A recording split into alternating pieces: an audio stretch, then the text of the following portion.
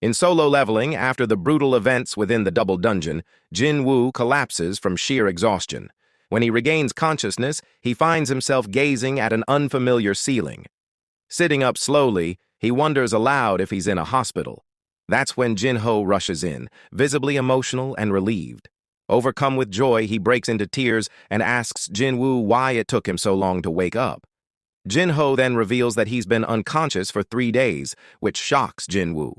Still drowsy, he tries to make sense of it all, realizing how much strain his body must have endured.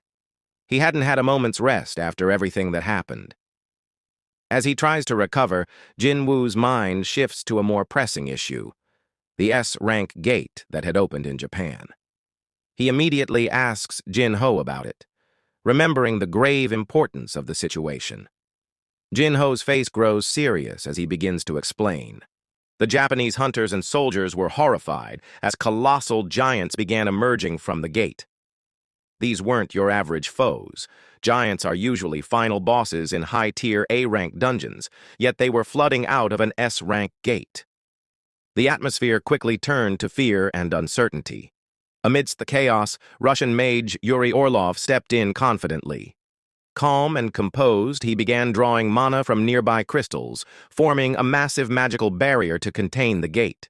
He mocked the giants, dismissing them as weaklings not worthy of concern. But things took a drastic turn.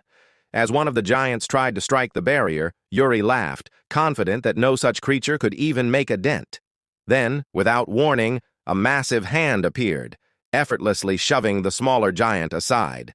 Out from the gate emerged Philosophe, a titan of overwhelming size and strength. Its presence alone sent chills through the battlefield. Yuri's expression changed from arrogance to dread. The titan raised its massive blade and in a single devastating swing sliced the magical barrier clean in half, shattering Yuri's confidence along with it. Frozen in fear, Yuri stood motionless, questioning the power he thought was unbeatable. Jinho's father wakes up from an unusually long nap, groaning as he stretches out. He lazily asks his slave how long he had been asleep. The slave informs him that he had been out for 23 hours and 46 minutes, and they were preparing to rush him to the hospital if he hadn't woken up within the next 16 minutes, just as he had instructed. The slave then delivers 2 pieces of urgent news. First, someone has miraculously awakened from the eternal slumber, and it turns out to be Jin Woo's mother. Still groggy, Jinho's dad questions whether Jin Wu really has the power to break such a powerful curse. Before he can ponder further, he demands to know the second matter. Without another word, the slave swings open the door, revealing a young woman standing outside. As the two begin talking, the scene abruptly shifts across the ocean to Japan.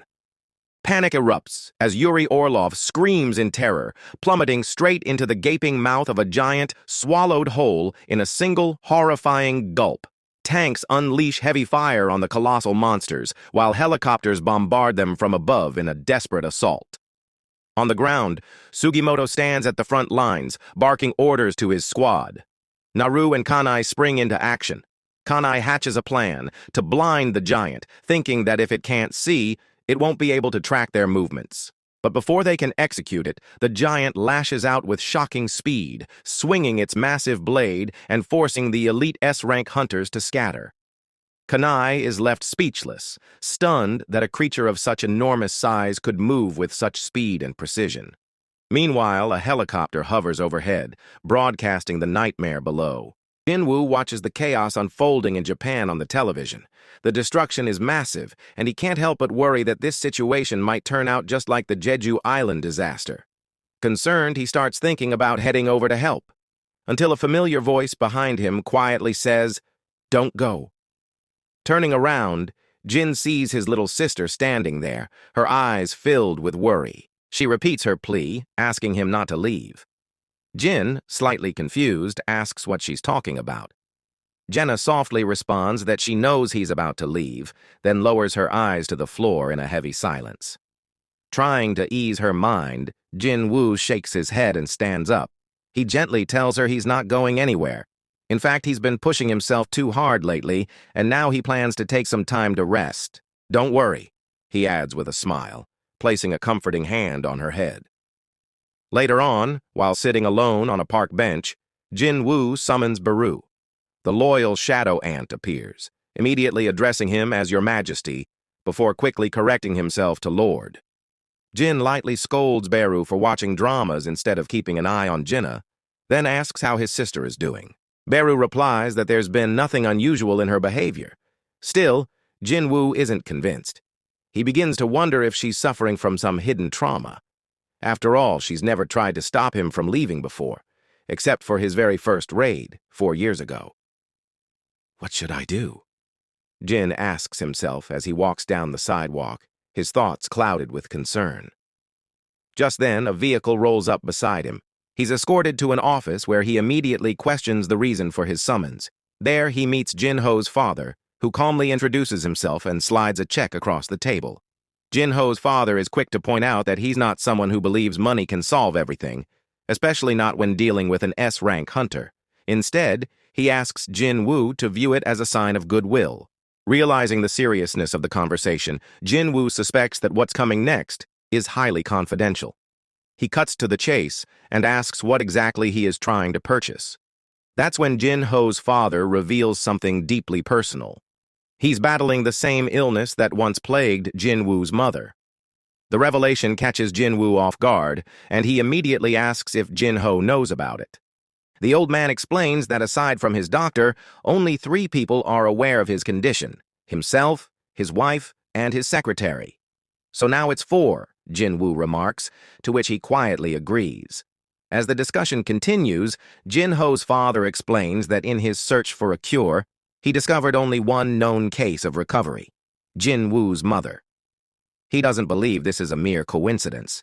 Faced with this emotional request, Jinwoo feels the pressure of the moment. A critical decision lies ahead, and he kept feeling that he's being forced into a decision. A helicopter soars above a city consumed by fire, capturing the devastation below. Inside, reporters watch in disbelief as towering giants rampage through the streets, crushing buildings and uprooting trees as if trying to erase every sign of life. Worst of all, the monsters are devouring people. "What about us?" the cameraman asks anxiously. His colleague tries to stay calm, assuring him they should be safe as long as they maintain their distance. Based on current data, the largest giant hasn't left the gate. It just stands there while the others spread across the city. The reporter speculates that it might be guarding the gate or waiting for someone. The cameraman, however, points out that it doesn't seem alive.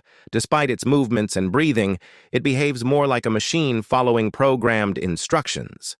The reporter disagrees, arguing that if it were mechanical, the military's attacks would have worked. But even after 2 days, only 2 out of 30 giants have been destroyed.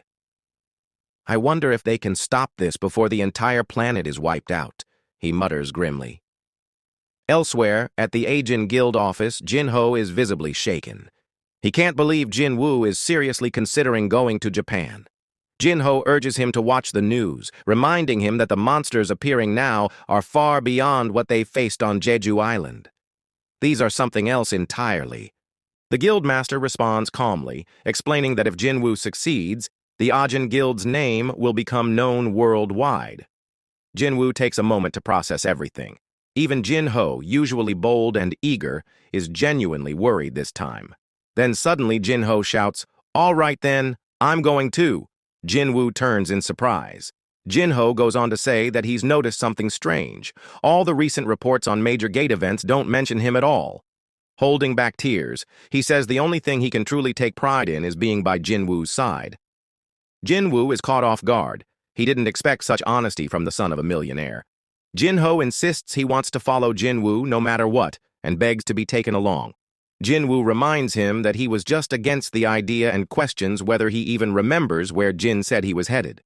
Jinho replies with full trust, saying that as long as Jinwoo is safe, he'll be safe too. With a grin, Jinwoo turns away and reveals he was only joking about going to Japan. He tells Jinho to go home. He's starting to look like a sad puppy. As Jinwoo walks through the city streets, he reflects on his weakened state. Without his shadow soldiers, he feels vulnerable. He recalls the architect he once fought, an enemy equal in strength, and realizes that even more powerful foes likely exist. When he gets home, he greets his mother warmly and quietly considers scrapping the idea of traveling to Japan.